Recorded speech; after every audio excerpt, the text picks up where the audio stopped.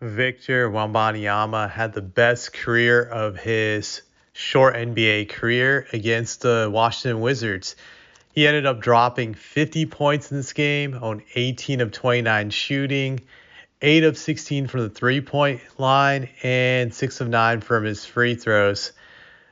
So one thing I have to say about Victor, these last three games, after being terrible from three-point land for most of the year, it's like his shooting starting to regress to the mean that he was very poor to start off the regular season. He was shooting like 20 some percent, low 20s, I think even below that.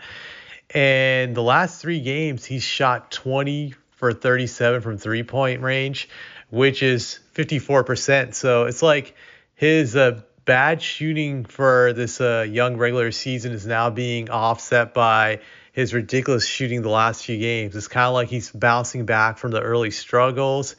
Am I still a fan of him jacking up threes despite him hitting them at a high rate right now? No, I'm not a fan of it. But obviously, when he's able to hit his three-point shots, he's unstoppable. The last game, he had 34 points. This game, he had 50 points. And it has to do with the three-point shot. For example, in this game, he shot 8 of 16 from three-point range, which means close to half his points were from three. 8 times 3 is 24, so it's 24 out of 50. That's close to 25 points. But it just shows a heavy reliance on three-point shooting, and I felt that was even the case last year.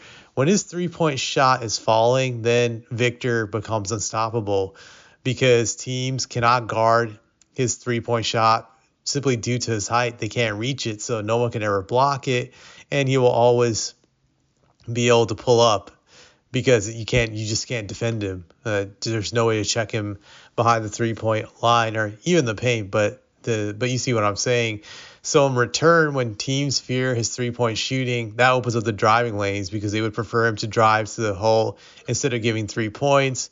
And then he gets easy drives to the bucket where he can get layups or dunks, just like he did in this game.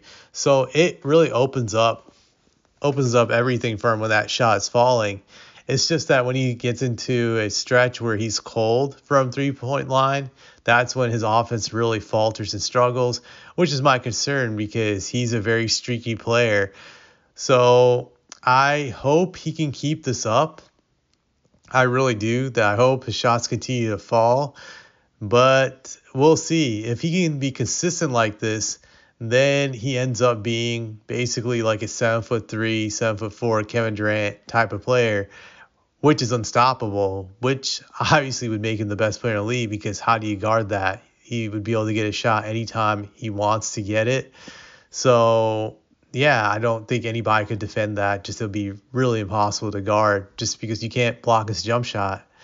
That would be very difficult. He's a high arching shot. So, yeah, it's really all about him being consistent. That's what I really believe when it comes to his shooting. Granted, I still would like to see him come up with easier ways to score. I still think he needs a go-to move.